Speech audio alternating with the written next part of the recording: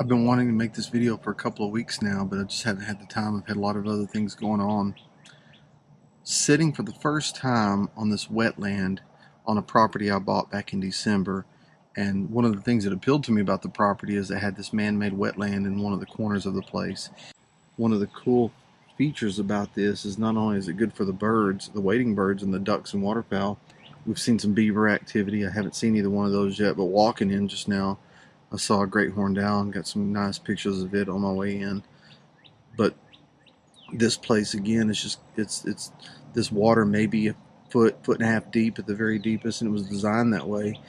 Every year during the rainy season it fills up with water, and then this time of the year when it starts getting hotter and drier, it'll dry up and then vegetation will grow back in. So it creates that natural wet and dry cycle that you see in a lot of natural wetlands, and again the wildlife just flocks to it. So it's a little windy today. One of the things that I'm sitting in this pop-up blind, and the fact that it's windy means this blind is moving around a lot, and that may be affecting why the birds aren't coming in. But anyway, it's worth a set and worth kind of a scouting trip just to see what's going on out here. And I'm gonna sit here about an hour longer. It's about an hour till sunset, and just see what all I can see, and hopefully get pictures of something. You know, if anything, these egrets, if they come in, they're beautiful birds. If not, maybe, you know, get lucky and see an otter or a frog or a snake or something like that, because there's all kinds of stuff that lives here.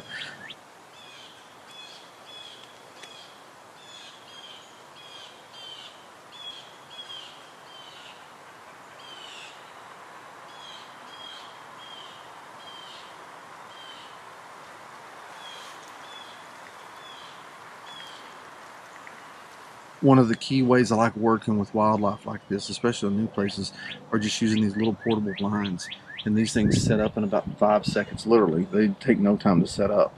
And the best practice is when you're using them is open windows that are perpendicular to each other. If you open the window behind you, the sunlight shines through and the animals can see in and see you moving around. So if you open them perpendicular, you can see out more than one side, and you get a little bit of breeze blowing through. It's pretty warm today. It's in the 80s. And so if I had both windows closed, I wouldn't be having much of a breeze. And so with this, at least I get a breeze. I can see if anything's coming from my left or to the south. I can look back to the west, watch the wetland, and so hopefully something comes in soon.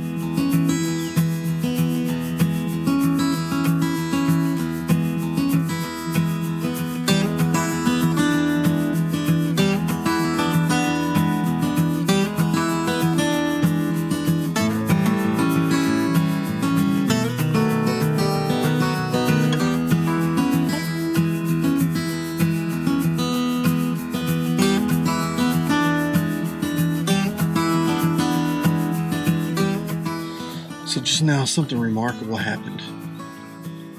I wasn't paying attention. I was actually looking in a different direction, and one of the egrets flew down from the trees around this wetland and landed just right in front of me. And he was a little way out at first, but as it waded through the wetland, it was catching crawdads and catching tadpoles and just really feeding a lot in here.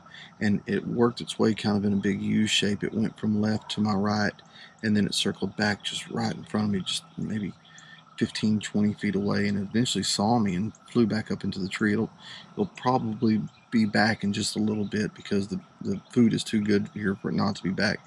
I don't think he knew what it was. I just think he saw something that he didn't recognize that was out of the ordinary, because my camera, I was so close to him, he couldn't help but see me, but my camera was moving. But one of the remarkable things I'd never witnessed before, and it appears to be cooperative hunting, because as the egret was wading through the water, I kept noticing these dark discs moving around it. And at first I thought they might be catfish, but what they were is, for some reason, the turtles were following the egret around in the water. And I don't know if that's that the egret is stirring things up and is creating food for the turtle to eat, or what was going on. But I bet you there was probably 10 or 12 little paper plate sized turtles that were following that egret all around in this wetland. And when it flew off, they hung around for just a little bit. But again, I didn't get any video of it because it really happened right before the egret flew off when I first noticed it. But it was a pretty remarkable sight to see nonetheless.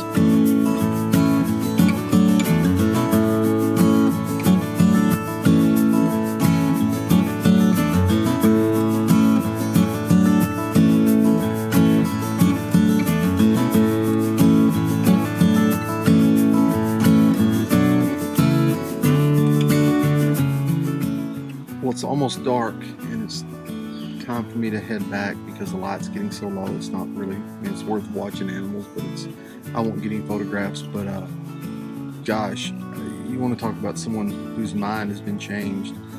You know, there's been so many times I've seen those egrets just walking around in the water, and to me they were just kind of a big, slow bird, and I wouldn't even take the time to take pictures of them.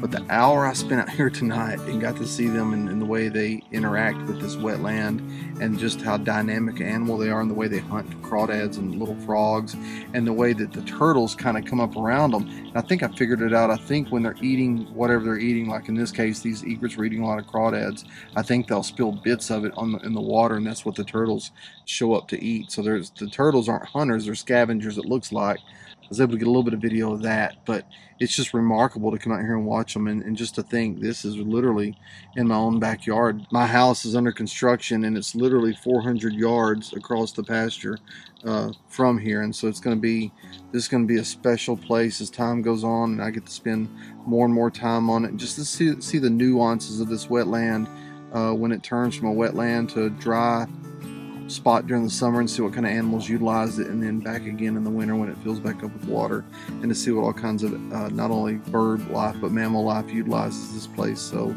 my first hit on the blind, I'm gonna say it's a pretty good success. I got a lot of good action shots of birds, set up great at eye level with the birds.